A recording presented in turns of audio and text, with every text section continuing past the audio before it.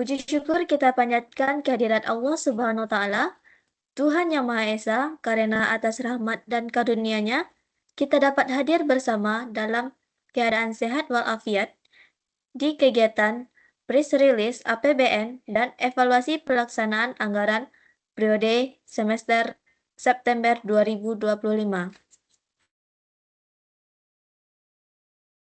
Diawali dengan penyampaian materi dari Kepala KPPN Solo ke Ibu Ika Sari Heniatun. Kepada Ibu dipersilahkan.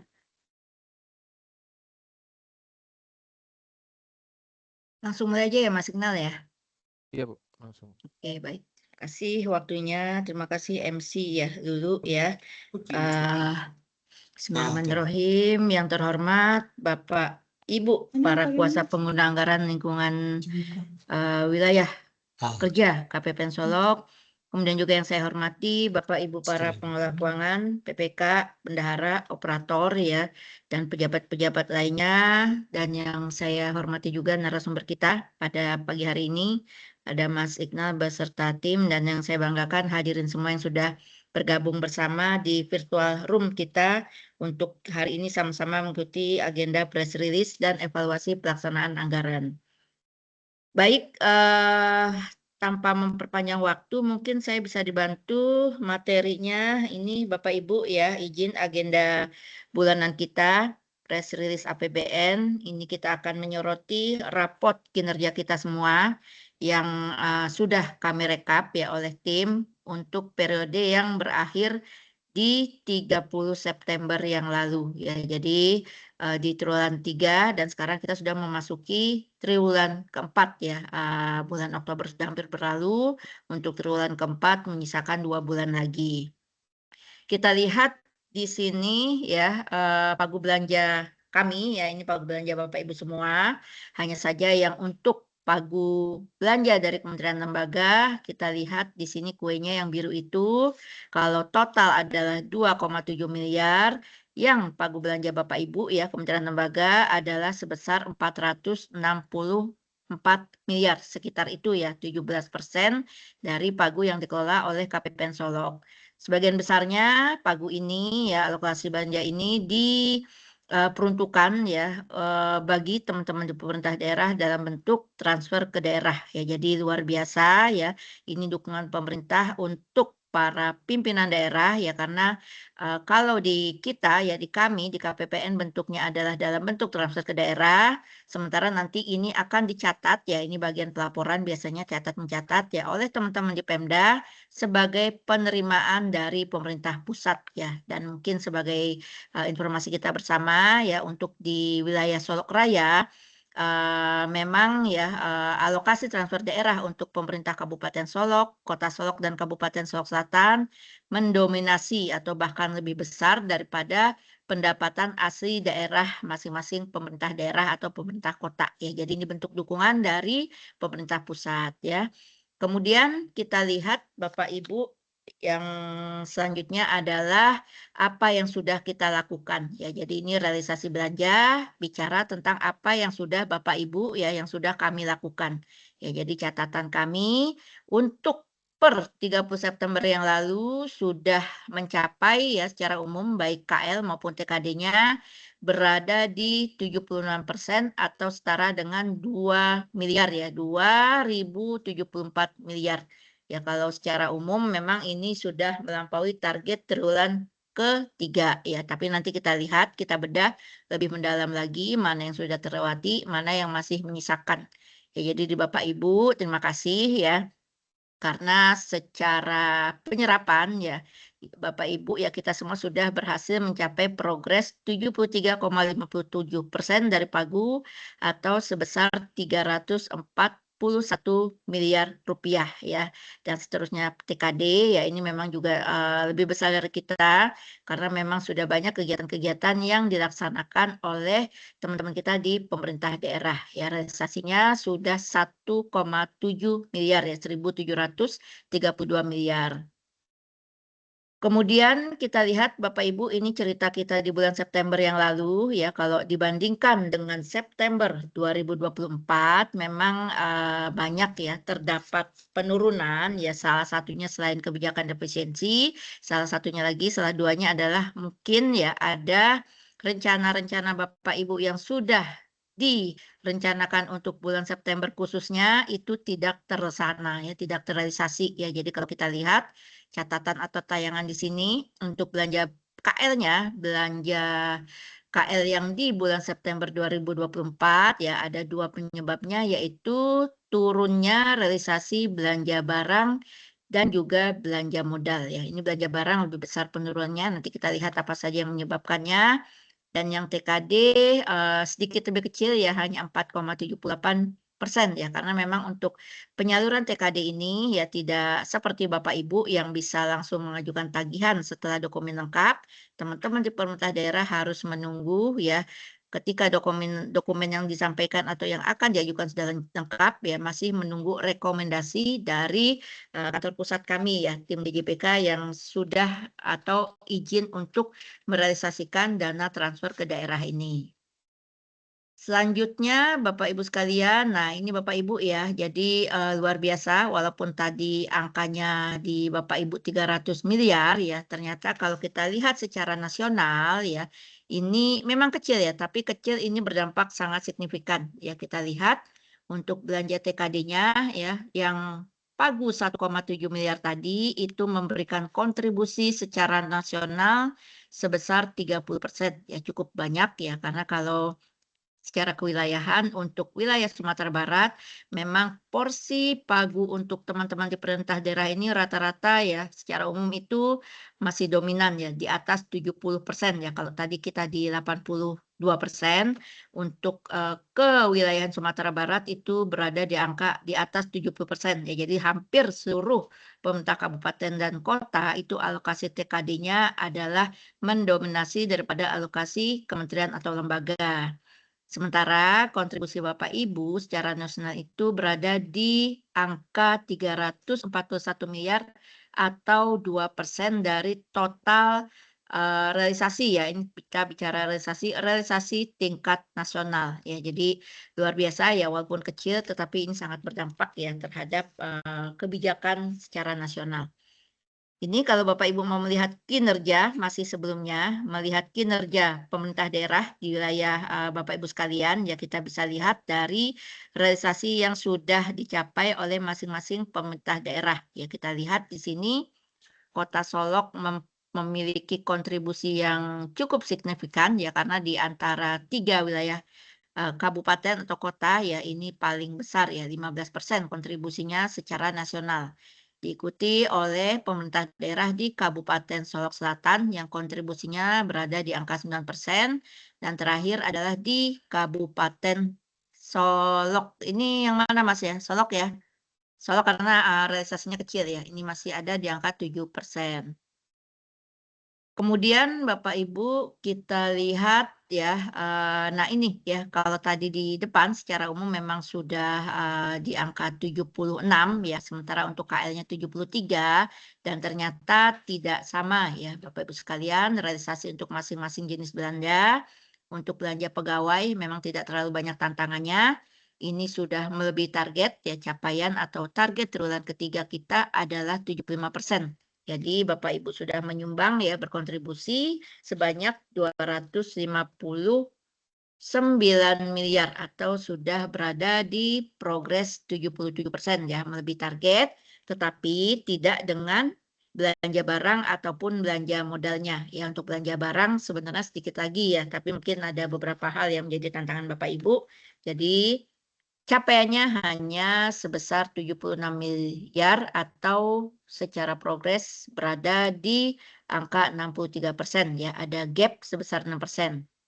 Dan yang lebih jauh ini adalah belanja modal ya, ini masih di angka 50% dari target triwulan ketiga 70%. Ya, jadi ini kalau kita bicara kinerja pelaksanaan anggaran ini akan berdampak ya terhadap deviasi ya di indikator devisa Bapak Ibu sekalian dan juga di penyerapan ya. Jadi nanti disampaikan secara detail ya oleh Mas Iqnal ya, mana-mana dari Bapak Ibu yang kemarin ya masih memiliki deviasi ya, dan yang mungkin penyerapannya belum maksimal. Kalau penyerapan tidak terlalu berat ya Bapak Ibu ya, karena tren penyerapan ini akan tinggi ya, pada akhirnya akan mencapai angka di atas rata-rata antara 90-95% ya, bahkan mungkin ada yang 100, tapi di deviasi. Nah ini saya juga melihat ya kita semua ya, mungkin ada Bapak Ibu yang sudah melampaui batas standar deviasi yang 5% ya. Jadi, untuk pembelajaran kita ke depan ya walaupun masih menyisakan 2 bulan ya, yang Oktober nanti akan kita lakukan evaluasi. Kemarin catatan kami masih ada juga ya Bapak Ibu yang belum komit, yang belum konsis dengan rencana yang sudah disepakati ya, masih terdapat deviasi yang cukup signifikan dan nanti di bulan Novembernya itu juga masih menjadi salah satu penilaian dari indikator atau kinerja pelaksanaan kita semua ya. Ini pagu kita ya, target kita Bapak Ibu di triwulan keempat besok ya, walaupun sudah terakhir, ini harusnya targetnya sudah bisa terpenuhi ya, coba dicek masing-masing ya.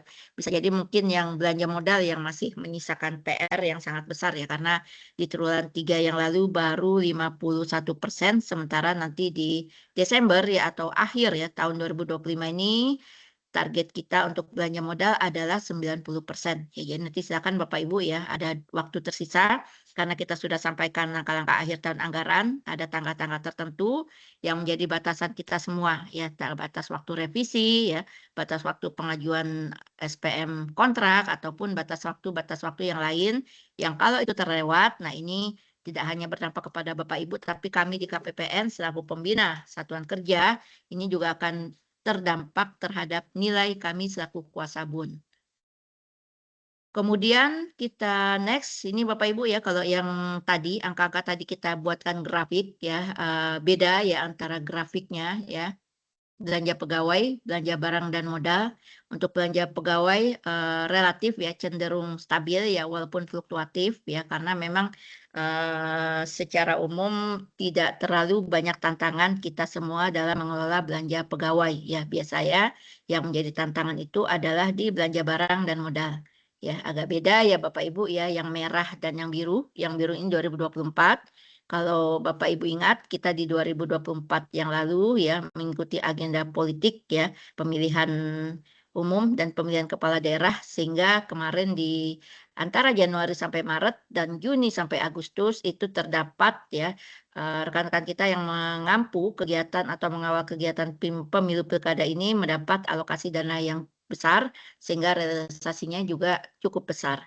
Ya sementara ini belanja modal ya agak absurd ya, naik turunnya nggak jelas gitu. Kita rapotnya bagus di 2024 ya. Di September memang harusnya meningkat ya realisasinya, tetapi untuk tahun 2025 ini di September justru menurun ya. Harusnya ya nanti idealnya grafik ini di triwulan keempat atau tidak di bulan Oktober ini nanti arahnya akan beririran ya. Seperti di belanja barang itu kan sudah sama-sama ketemu di bawah. Nah, ini idealnya menuju akhir ini akan sejalan ya seperti belanja pegawai ya, belanja modal ya Bapak Ibu coba dicek lagi ya mana-mana yang belum dikontrakkan atau belum dilaksanakan ya. Ini adalah kesempatan ya kita semua karena ada batas waktu kalau itu terlewati maka tidak bisa direalisasikan. Lalu kita lihat selanjutnya Bapak Ibu ini sekilas informasi untuk kita semua terkait dengan transfer ke daerah ya kinerja pemerintah daerah yang di wilayah Bapak Ibu bisa dilihat juga dari sini ya komponen dari transfer ke daerah ya ada dana bagi hasil ya dana alokasi umum khusus fisik ya insentif daerah non fisik dan dana desa ya ini kita sudah jelaskan setiap kesempatan ya ada sedikit kebijakan di 2025 akhir ya, menjelang akhir, yaitu mungkin ada yang terkait dengan Koperasi Desa Merah Putih ya. Jadi isunya kemarin untuk dana desa, teman-teman di pemerintah daerah terdapat penundaan ya untuk penyaluran dana desa tahap 2-nya. Tapi aturannya sudah keluar dan sudah mulai bisa diangsur-angsur ya. Jadi semuanya pada akhirnya juga nanti secara realisasi akan berada di angka di atas ya 90 atau 90%. Selanjutnya kita lihat ya. Nah, ini ya per kabupaten yang ada di masing-masing daerah ya. Kabupaten Solok ya, ini yang dananya paling besar ya, 1 miliar sendiri, itu juga sudah terrealisasi sebesar 76% ya rata-rata, di angka 76%, termasuk juga Kabupaten Solok Selatan ya, dan juga Solok Kota ya. Untuk diketahui Bapak Ibu ya, untuk pemerintah Kota Solok ya, karena dia tidak ada desa, makanya untuk pemerintah Kota Solok tidak mendapat alokasi dana desa, yang kalau di Sumatera Barat ini kita mengenal dengan istilah nagari ya. Itu untuk informasi kita bersama. Selanjutnya kita bisa lihat sama ya kalau tadi kita sudah bandingkan belanja kementerian lembaga secara tahunan year on year dibandingkan dengan tahun atau bulan September tahun yang lalu. Ini tidak terlalu fluktuatif ya, hanya saja mungkin kalau kita lihat tidak fisik ya yang di September 2025 ini realisasinya lebih rendah dibandingkan September 2024 ya tadi karena ada beberapa kebijakan yang membuat ya atau menyebabkan penundaan penyaluran untuk dana transfer daerah salah satunya untuk dak fisik ya.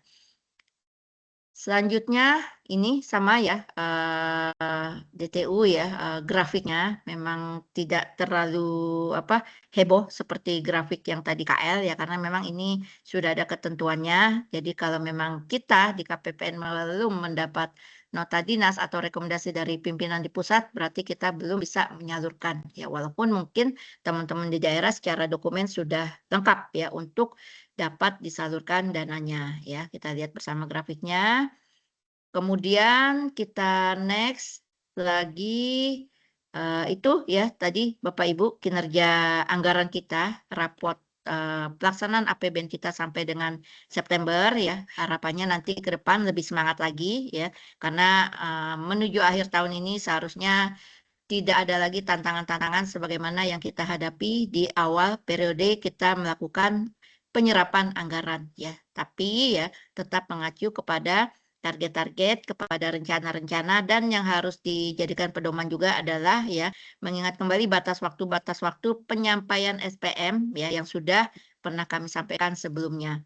Nanti silakan Bapak Ibu berkoordinasi ya, berkonsultasi, berkomunikasi dengan tim kami ya CSO atau bisa melalui kawan-kawan yang memang ya Bapak Ibu biasa berkomunikasi. Nah, sebelum kita akhiri ya, kami ingin menyampaikan kembali, mengingatkan kita semua, khususnya kami ya di KPPN ya terkait dengan kegiatan keberlanjutan pembangunan zona integritas menuju wilayah bebas dari korupsi dan wilayah birokrasi bersih melayani. Ya, ini selalu Bapak Ibu bantu kami karena kami sudah mendapat amanah, sudah mendapat kepercayaan dari pimpinan untuk mendapat predikat WBBM ya. Jadi mungkin nanti akan kami share juga next ya.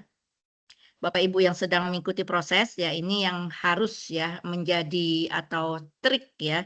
Trik untuk kita semua yang sedang proses usulan, yang sedang proses melaksanakan atau sedang proses evaluasi ya bagi Bapak Ibu yang sudah meraih predikat ZI ya atau WBBM atau bahkan WBK yang perlu menjadi trik kita bersama untuk mempertahankan atau meraih predikat ini adalah yang paling utama adalah komitmen ya. Komitmen kita ya Bapak Ibu selaku pimpinan kepada seluruh anggota timnya ya bisa dengan teman-teman pegawai ya termasuk di sana adalah teman-teman PPNPN ya kalau di Bapak Ibu mungkin honorer ya. Jadi walaupun status mereka honorer namun mereka merupakan bagian dari keluarga ya keluarga kita ya keluarga yang ada di unit Bapak Ibu. Jadi mereka juga perlu disamakan komitmennya ya karena kadang-kadang informasi yang sifatnya internal ya justru teman-teman honorer atau teman-teman PPNPN itu juga tahu ya secara tidak langsung mereka juga akan mengetahuinya. Makanya mereka juga harus dilibatkan ya jangan sampai ya integritas Bapak Ibu yang sudah terbangun, sudah terjaga ternodai hanya karena justru ada oknum-oknum di sana yang terlewat oleh kita. Ya, jadi komitmen ini sangat penting ya ketika kita mau melangkah bersama. Ya ayo kita jalan bareng yang menuju asa, menuju harapan. Jangan sampai ada yang ketinggalan di belakang ya. Padahal dia satu rumah dengan kita ya. Kemudian juga ketika kita sudah memiliki komitmen ya kita juga harus memastikan ya bahwa ya setiap ya stakeholder atau siapapun bahkan ya, karena kalau di kami di KPPN ini sudah macam-macam Bapak Ibu ya, tidak hanya Bapak Ibu ya stakeholder kami, tidak hanya pemerintah daerah, tetapi siapapun yang mampir, yang masuk ke KPPN Solok itu sudah kami anggap sebagai memang pengguna layanan ya atau penerima layanan kami ya. Jadi kami pastikan ketika siapapun yang masuk ya, yang memang ingin ya bertanya, mungkin hanya sekedar bertanya ataupun mungkin apalah itu yang tidak ada kaitannya dengan layanan, itu juga kami sediakan kemudahan-kemudahan ya. Ini yang paling simpel adalah selain sapaan dari para sapam dan petugas ya, kita memiliki layanan WiFi ya salah satunya ya. Jadi kalau misalkan ada Bapak Ibu yang ke kantor ya, tidak perlu menggunakan WiFi hotspot ya, silakan kami sudah menggunakan WiFi. Ya ini salah satu contoh kemudahan layanan. Nah, Bapak Ibu bisa adopt ini ya di kantor-kantor layanan seperti mungkin di BPN ya, BPS ya. Jadi kalau siapapun yang ke sana ya atau siapapun lah kita tidak perlu nyari-nyari WiFi ya ataupun mungkin ada pojok-pojok yang membantu kita ketika kita berkunjung ke kantor Bapak Ibu ya, ke kantor kami ataupun ke kantor manapun. Saya lihat di beberapa kantor sudah banyak ya menyediakan fasilitas yang memudahkan pelayanan. Jadi kalau memang kita harus menunggu, ya kita betah di sana ya, mau menunggu dengan beberapa waktu karena memang kita sudah disediakan fasilitas ya. Kemudian selanjutnya Bapak Ibu jangan lupa ya kantor kita kadang-kadang berada di lingkungan masyarakat. Nah ini coba pikirkan untuk membuat satu program yang menyentuh masyarakat ya. Biasanya ini ya bisa saja dilaksanakan pada momen-momen tertentu. Misalkan ya hari ulang tahun unit Bapak Ibu, hari apa bulan-bulan Ramadan atau di waktu-waktu yang memang kita berkesempatan untuk berbagi ya, melakukan kegiatan program berbagi dengan masyarakat ya, sehingga mereka akan lebih mengenal kita ya, akan lebih, merasakan ya keberadaan kita ya, bahwa ada satu unit kantor yang memang dia selalu peduli terhadap lingkungan di sekitar kita ya, termasuk para pelaku UMKM. Nih Bapak Ibu boleh tuh di kantornya bisa menyediakan pojok UMKM atau mungkin kantin itu sebenarnya salah satu program yang menyentuh masyarakat ya, karena memberikan kesempatan ya bagi masyarakat sekitar untuk dapat ya membantu kita ya supaya tidak susah mencari makanan. Mungkin nanti dilabelkan aja ya untuk nama programnya apa ya, kantin apa gitu kan. Dan ini menjadikan salah satu fasilitas yang diberikan dari Bapak Ibu kepada siapapun yang datang ke kantor Bapak Ibu ya. Kemudian selanjutnya, nah ini ketika kita semua sudah melakukan rencana-rencana ya atau capaian-capaian yang sudah ada, kita harus terus melakukan monitoring dan evaluasi ya, apalagi misalkan capaiannya di bawah target. Yang sudah di atas target pun itu juga harus kita evaluasi. Bagaimana kita menjaganya, bagaimana kita mempertahankan, dan yang paling penting memastikan ya bahwa program yang kita laksanakan atau sedang kita jalankan ini tetap berada di jalurnya ya. Jika memang, atas suatu layanan yang diberikan ada keluhan atau ada masukan, nah ini juga harus segera mendapat tindak lanjut ya. Dan yang tidak kalah penting Bapak Ibu, ini yang akan membuat masyarakat lebih mengenal siapa kita adalah manajemen media. Ya, saya lihat tidak ada satu kantor yang tidak punya medsos ya, IG ya, Facebook. Nah, ini kesempatan kita menggunakan media tersebut ya untuk menyampaikan ya janji-janji layanan ataupun hal apapun yang memberikan informasi kepada masyarakat bahwa kita semua hadir ya untuk memberikan pelayanan ya, terlibat dalam kegiatan sosial atau berguna yang memberikan manfaat kepada masyarakat sekitar. Jadi kalau ada aktivitas ya, kegiatan sosialisasi atau edukasi itu nggak apa-apa di-post ya di medsos ya supaya kita tahu oh kemarin di kantor itu ada kegiatan ini, makanya ada rame-rame di sana. Ataupun nanti kalau ada Bapak Ibu yang sudah membuat inovasi, di-publish di sini akan sangat membantu ya, termasuk ya, informasi ya atas setiap layanan itu tarif-tarif yang memang ada ya. Jadi tidak harus nol ya, kalau memang layanan itu memiliki tarif, sampaikan di sini ya. Jadi masyarakat tahu ketika nanti saya ke kantor Kementerian Agama atau ke BNN kalau saya mau apa, itu sudah ada tarifnya. Jadi nggak pula kita dibohongi ya oleh teman atau mungkin kalau ada oknum yang nakal kita bisa konfirmasi ke para petugas yang ada di sana. Ya, jadi ini 5 langkah strategi ya kita semua dan ini sangat efektif ya ketika Bapak Ibu sedang atau akan mengikuti atau bahkan sedang melakukan, monitoring dan evaluasi ya penilaian kembali atas, predikat yang sudah kita raih ya. Itu ya, terus selanjutnya sedikit ya, ini, terkait gratifikasi ya saya coba sampaikan kembali. Ini ya Bapak Ibu data yang sempat kami rangkum ya, bahwa selama tahun 2020 sampai 2024 KPK itu menerima sekian jumlah laporan ya terkait gratifikasi, ya bisa dilihat ya trennya meningkat. Nah meningkat ini bukan artinya di tahun 2024 itu banyak yang melakukan gratifikasi ya Bapak Ibu ya, bahkan mungkin tahun 2020 yang angka 1.000 itu justru lebih dari 4.000 yang melakukan gratifikasi ya. Hanya saja semakin kemari, nah ini kita semua ya masyarakat sudah meningkat kesadarannya ya sebagaimana kita tahu ya bahwa apapun yang diterima oleh kita sebagai ASN, sebagai PNS itu sebenarnya adalah gratifikasi. Hanya saja ada gratifikasi yang boleh dilaporkan ya ataupun mungkin, tidak harus dilaporkan. Ya kita sekarang mengenal istilah gratifikasi legal dan ilegal. Ya jadi yang legal ini yang memang secara syarat dan ketentuan ya, boleh kita terima dan boleh tidak kita laporkan. Tetapi kalau yang ilegal, nah ini wajib kita tolak ya, kalaupun memang kita harus menerima, baik yang diterima maupun yang ditolak itu harus kita laporkan. Ya karena ketika kita menjadi penerima ya ataupun bahkan suatu waktu kita ketika memperoleh ya ingin memperoleh layanan kita menjadi pemberi, itu akan ada sanksi ya Bapak Ibu sekalian. Coba lihat kita di sini selanjutnya ya, ini ya kalau kami ini sanksinya ya. Nah ini kalau pemberi ya, pemberi ini yang penerima dulu, coba penerima sebelumnya ya, penerima ini kita ya Bapak Ibu ya, ASN atau PNS yang menerima, nah ini nggak tanggung-tanggung ya, bisa pidana penjara seumur hidup atau paling singkat 4 tahun. Jadi kalau sempat kita ketahuan menerima, ya walaupun nanti ketahuannya tidak sekarang ya Bapak Ibu, nanti gitu ketika ada aduan dan aduannya terbukti, nah sanksi ini yang sudah menunggu kita ya atau pidana ya dengan paling sedikit 200 juta ya. Jadi nggak usah dicoba-coba ya Bapak Ibu ya, tidak usah menerima dan jangan pula memberikan kepada kami ya khususnya di KPP Solok, sesuatu yang itu juga akan berpotensi mencederai integritas kami ya. Lanjut ya. Ini ya pemberinya juga kena ya, jadi tidak hanya penerima, pemberi juga kena walaupun mungkin lebih ringan ya, lebih ringan, tapi bisa jadi ini akan berat kalau memang diketahui ya bahwa pemberian itu sengaja ya.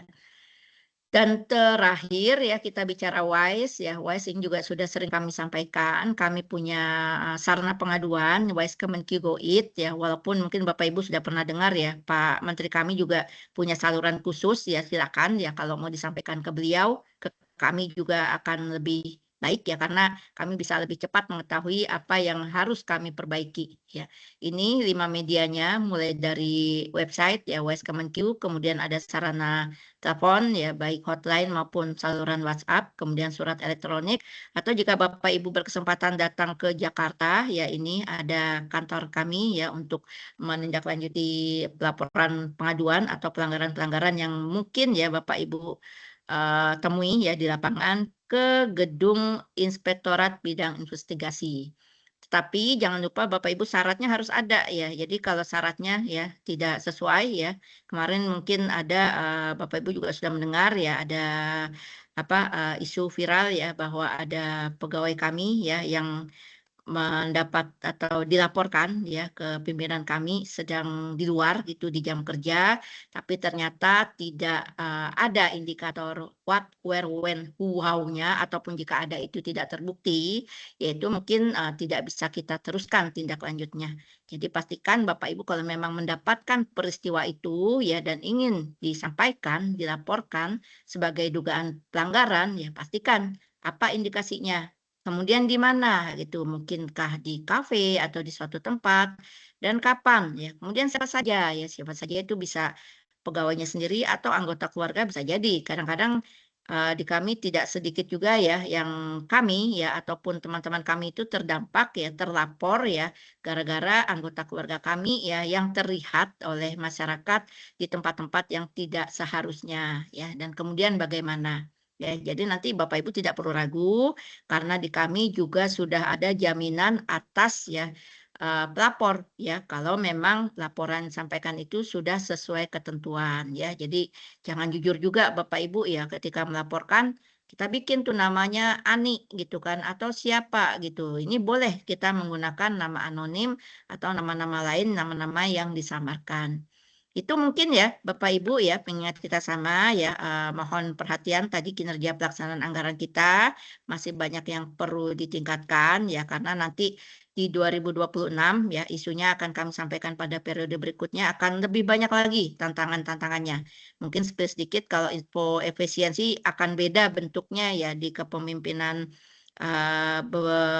menteri kami ya. Jadi kalau mungkin efisiensi di zaman sebelumnya memang dalam bentuk penghematan. Nah, mungkin nanti efisiensi di tahun 2026 bisa jadi bentuknya justru Bapak Ibu harus membelanjakan tetapi secara efisien. Ya, jadi tolong ya, untuk anggaran 2026 bagi KL memang belum terupdate ya, informasinya belum ada, kami juga tidak tahu.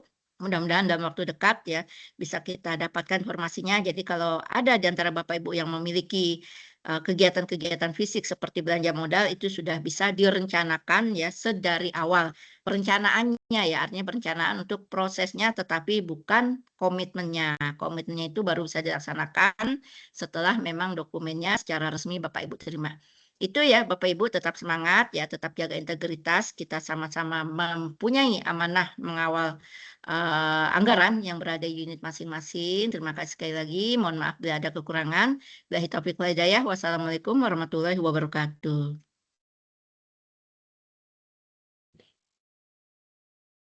Baik, terima kasih kita ucapkan kepada Ibu Heni yang sudah menyampaikan materinya. Selanjutnya, penyampaian materi dari Bapak Saputra Iqnal Tanjung kepada Bapak dipersilakan. Baik, terima kasih Mbak Lulu. Izin Bu Heni. Assalamualaikum warahmatullahi wabarakatuh. Yang sama-sama kita hormati Ibu Ika Saryaniatun selaku Kepala KPPN Solok, para peserta KPA, dan para pejabat pengelola perbendaharaan mitra kerja KPPN Solok. Izin seperti biasa, saya akan menyampaikan terkait evaluasi pelaksanaan anggaran periode sampai dengan 30 September 2025. Tapi akan kita usahakan untuk memakai data yang terupdate ya. Nah, ini seperti biasa, saya akan menayangkan terkait indikator nilai IKPA. Itu terdiri dari 3 aspek ya, aspek perencanaan, pelaksanaan, dan terakhir itu hasil. Dari ketiga aspek ini terbagi menjadi 7 indikator. Yang bobot yang paling besar itu untuk di aspek perencanaan itu di deviasi. Ini biasanya Satker keteteran terkait deviasi. Dan untuk pelaksanaan anggaran itu di penyerapan anggaran, ini biasanya sejalan dengan tren ya. Seperti yang disampaikan Bu Heni, biasanya meningkat di akhir tahun. Dan untuk aspek hasil dari pelaksanaan ini terkait caput. Nah, caput juga banyak Satker yang mengupdate-nya itu sudah melewati batas waktu. Sebenarnya ketentuan itu caput itu di-input 5 hari setelah 5 hari di awal bulan, 5 hari kerja di awal bulan. Makanya nanti kalau misalkan mau update itu harus buka close ya. Membuka periode lagi di CSO KPPN. Oke, untuk nilai di IKPA sendiri di bulan September itu secara keseluruhan kita mendapat nilai 98,52. Itu meningkat 0,01 dari bulan Agustus. Ya, ini mendapatkan nilai sangat baik karena sudah di atas 95 dengan rincian yang mendapatkan nilai IKPA 100 itu ada 4 Satker. Yang di antara 100 sampai 89 itu ada 59, yang bulan lalu itu 56, ini ada peningkatan. Dan yang di bawah 89 itu di bulan September terdapat 2. Nah, bulan kemarin ada 8. Ini slide-nya nggak geser ya? Sebentar.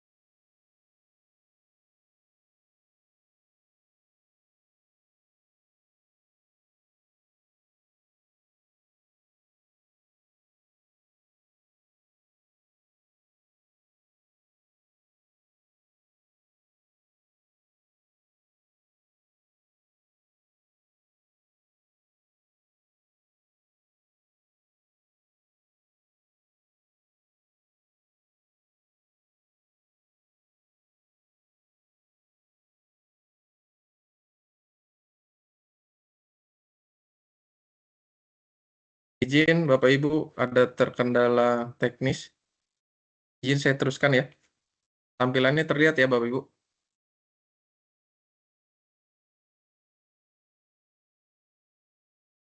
Oke. Suara saya terdengar Bapak Ibu ya? Terdengar Pak. Oke, lanjut ke slide yang next. Nah, ini dia. Kita belum bergerak ya. Nah, ini. Saya ulang, satker yang mendapatkan nilai IKPA 100 itu ada 4. Yang mendapatkan nilai 100 sampai 89 itu ada 59. Ini meningkat dari bulan sebelumnya. Untuk satker yang nilai IKPA-nya di bawah 89 itu sekarang tinggal 2. Ini yang mendapatkan nilai IKPA 100 itu ada KPPN Solok, KPP Pratama Solok, MAN 3 Solok, yang terus Polres Solok. Next.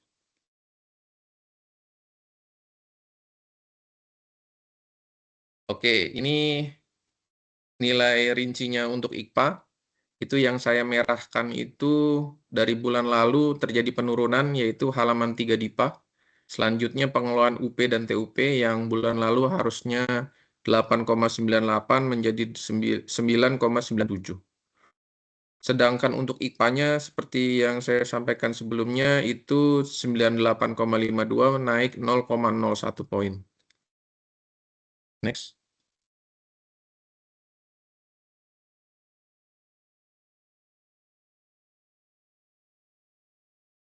Nah, ini untuk satker yang di bawah 89 IPA-nya.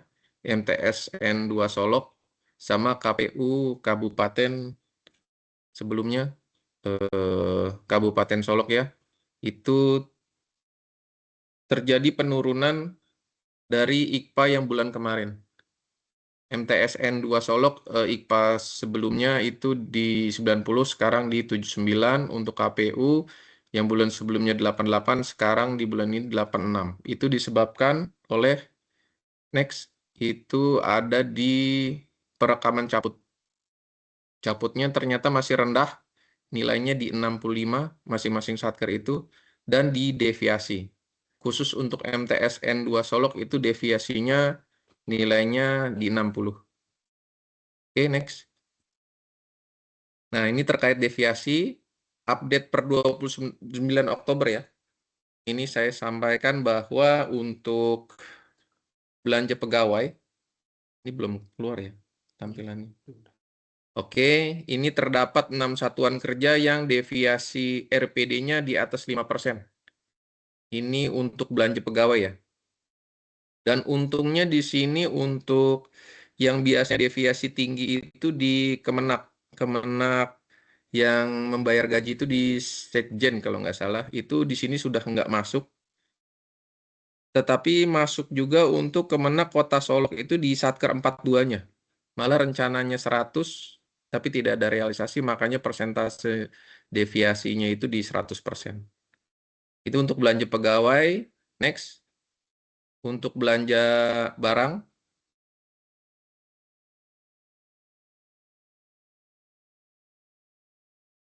Agak sedikit delay ya, Bapak Ibu. Nah, ini sangat banyak. Terdapat 51 satuan kerja yang RPD-nya di atas 5%. Ini nanti mungkin Bapak Ibu bisa cari sendiri satkernya, karena sebagian besar ada deviasinya di atas 5%. Next. Langsung ke belanja modal.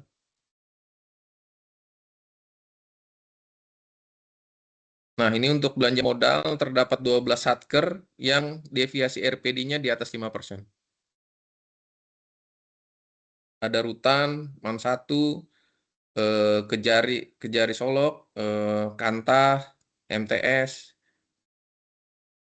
Kemenak, KPU, MAN Kota Solok, Polres, dan KPP.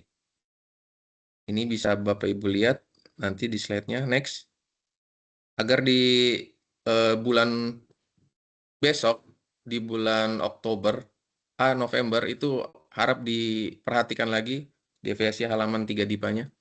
Next, untuk penyerapan anggaran, ini terakhir saya update ini per 30 Oktober, itu dari sebesar 384,40 miliar, itu realisasinya 82,82% dari Pagu. Dengan rincian belanja pegawai itu persentasenya di 87, tapi target triwulan 495 masih ada gap, bisa kita kejar di 2 bulan ke depan. Untuk belanja barang itu persentasenya 71%, tapi targetnya 90, masih terdapat gap 18%. Untuk belanja modal itu di 68, target 90, gapnya masih banyak di 21%. Oke, next. Nah, ini untuk belanja modal yang masih di bawah target ya. Untuk TW4 ini masih banyak. Tolong diperhatikan lagi, mungkin ada satker yang menggunakan mekanisme TUP mungkin. Karena contohnya seperti KPPN itu baru dapat dana di bulan kemarin, dan rencananya akan direalisasikan di bulan Desember. Dan ini tolong diperhatikan juga terkait RPD-nya ya. Karena untuk realisasi itu harus sesuai dengan RPD. Jadi RPD-nya kalau tidak ada di bulan ini dan bulan November, bisa dialihkan di bulan Desember. Next.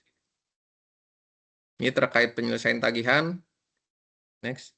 Tidak ada perubahan seperti bulan kemarin. Hanya terdapat 3 SPM LS kontraktor yang telat di bulan Juni dan terbawa sampai sekarang. Untuk capaiannya kita di 98,15% dari total 162 SPM LS kontrak. Itu yang tepat waktu di 159 SPM LS kontraktual. Oke, next. Terkait indikator pengelolaan UPT-UP, next.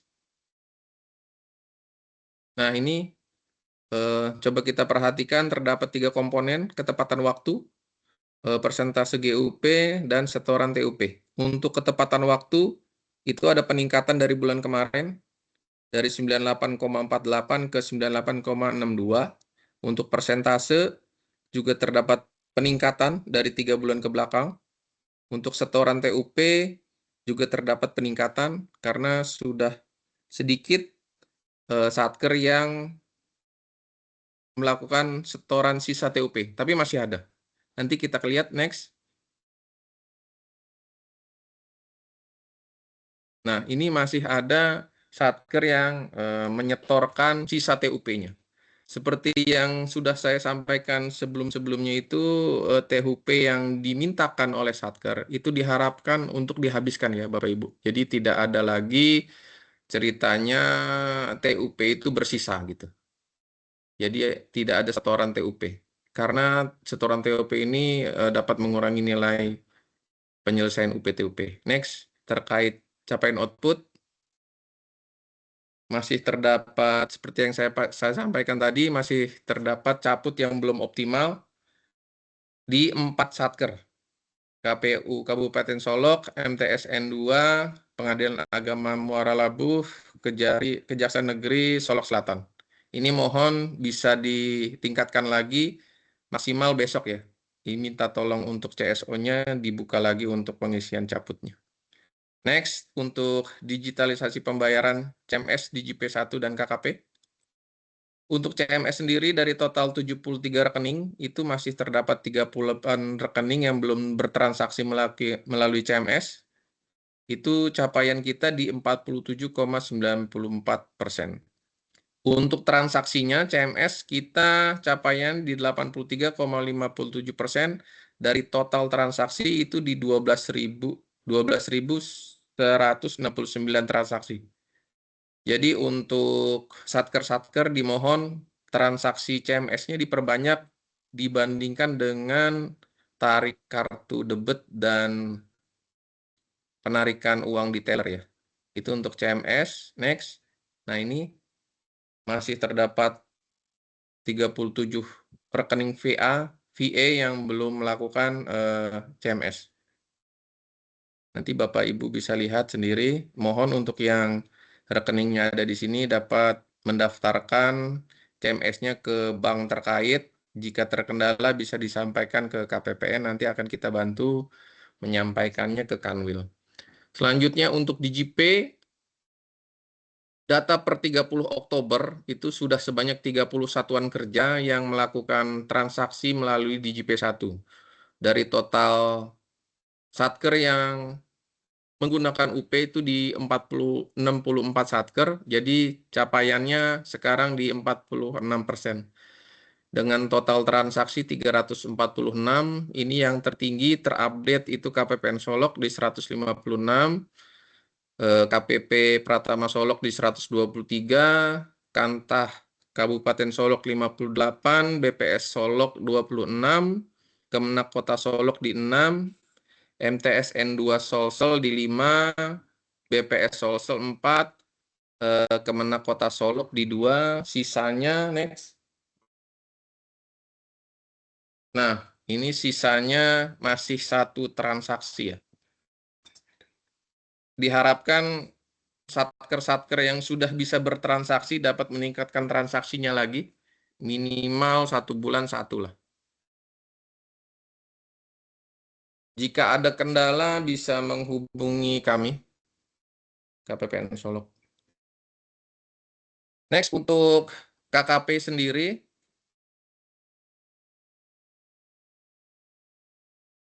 terdapat 4 satuan kerja yang masih mengajukannya ke bank. Ini akan kita tindak lanjuti dengan, karena terkendala ya, kartunya belum sampai, nanti akan kita tindak lanjuti dengan mengirimkan permasalahannya ke Kanwil kita, nanti akan dibantu menindaklanjuti permasalahannya ke Kanwil bank terkait. Oke, next. Nah, terkait aplikasi My Interest, terdapat satker yang belum melakukan pendaftaran My Interest, diharapkan segera karena My Interest ini akan menggantikan aplikasi Omspan dan Monsakti ya. Jadi untuk kemungkinan tahun depan kita akan meng-close aplikasi Monsakti dan Omspan-nya akan digantikan dengan aplikasi My Interest. Jadi kalau tidak ada akun My Interest, kita tidak bisa melakukan monitoring dan juga tidak bisa melakukan konsultasi melalui HiCSO. Oke, sekian dari saya. Mohon maaf jika ada kendala tadi. Saya akhiri. Assalamualaikum warahmatullahi wabarakatuh.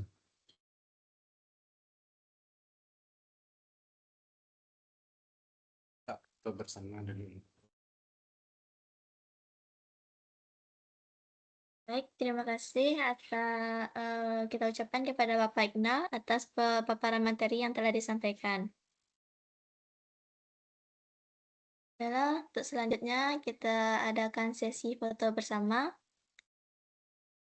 Mohon Bapak Ibu semuanya untuk menyalakan kameranya.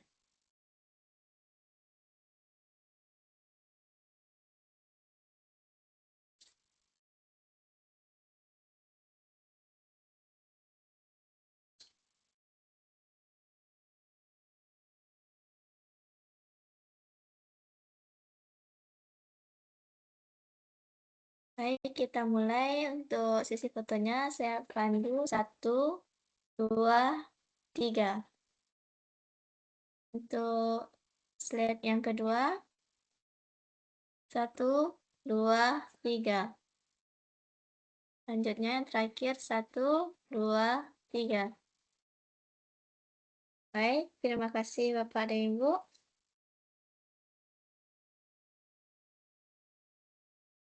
Baik Bapak Ibu, dengan berakhirnya penyampaian materi yang disampaikan oleh Bapak Iqnal, maka berakhir pula kegiatan Zoom kita pada hari ini.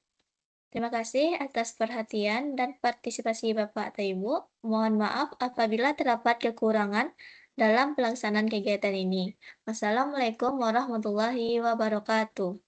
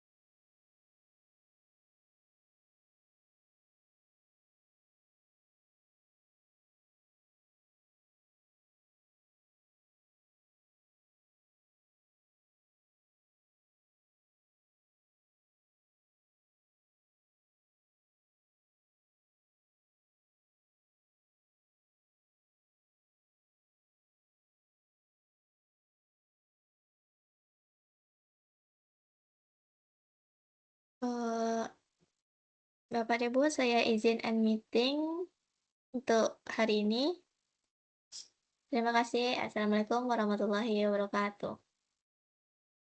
Nah,